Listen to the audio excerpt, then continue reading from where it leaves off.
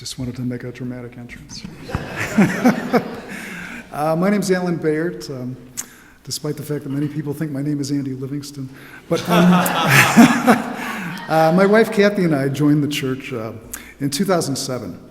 And so in addition to being involved with the music program here, I've been involved in several groups, including a classic book group, and now in its third year, a classic film group, which I'll talk about in a few minutes. So, John Calvin said that all the arts come from God and are to be respected as divine inventions. So if God is still speaking, I think we should be attentive to what God can say to us through the arts.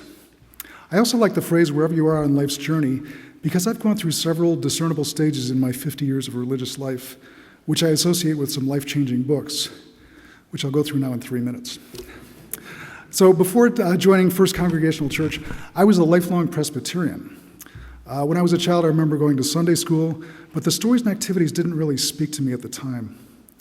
Then when I was 16, I had a conversion experience while listening to music, and I became a card-carrying, or rather Bible-carrying fundamentalist, taking most of what I read in the Bible literally. I would hand out religious tracts and New Testaments, and did my best to evangelize everyone who came into my orbit. For this stage, the book I associate was Mere Christianity by C.S. Lewis. Now, Lewis is not a fundamentalist, but that was the first book I read that had a reasoned approach to Christianity. In my 20s, I gravitated away from the church and was testing my wings. The book I see representing this stage is Siddhartha by Hermann Hesse, where the young Siddhartha learns truth by trying different things. In my early 30s, I got into a religious argument with my New Age girlfriend at the time, and listening to my answers got me thinking, what do I really believe, and what can I honestly defend? The book I identify with this stage is Leo Tolstoy's Confession, which describes this great writer's struggles with his own spirituality.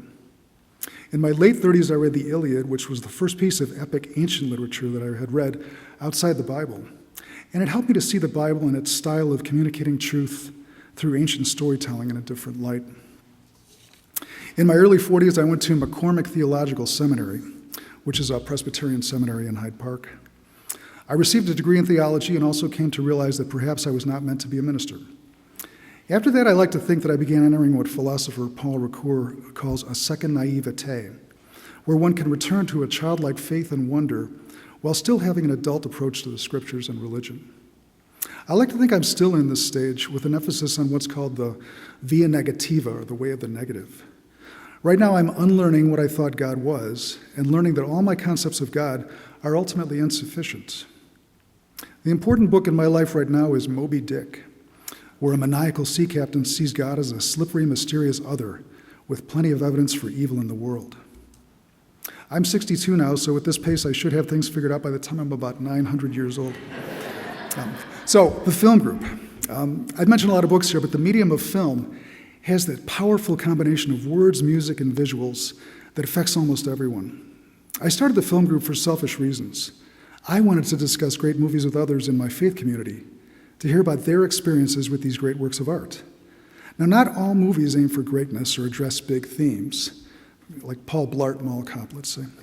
But some movies do try to give the viewer a sense of transcendence, and they affect a lot of people in unexpected ways. The movies we watch in the film group are on critics and directors' greatest films of all time lists. So can God speak to us through 2001: A Space Odyssey, or Vertigo, or Singing in the Rain? I say yes. Who are we to tell God not to speak to us through a movie?